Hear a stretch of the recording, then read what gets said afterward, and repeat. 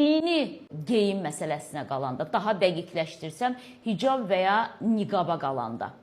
Çox rastlaşmışıq biz ki, övladlar öz istəkləri ilə bağlamırlar onu.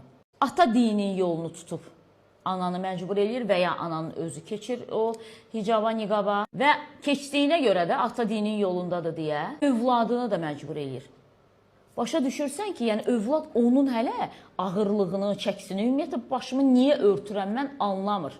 Və bugün onu o şəkildə məktəbə getməyə məcbur eləyirlər. İnsan məktəbdən sonra daha çox, düzdür biz deyirik məktəbdə formalaşır, amma məktəbi bitirəndən sonra artıq bu müstəqil həyata ki addım atır, onda insan həyatının qərarını verir.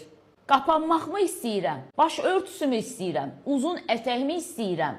Yoxsa ki, mən də hamı kimi müasir dünyanın ən potensiallı gənclərindən olmaq istəyirəm.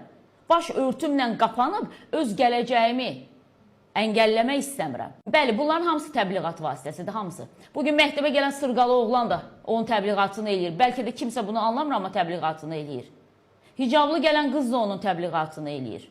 Amma məktəb belə şeylərin təbliğat məkanı deyil.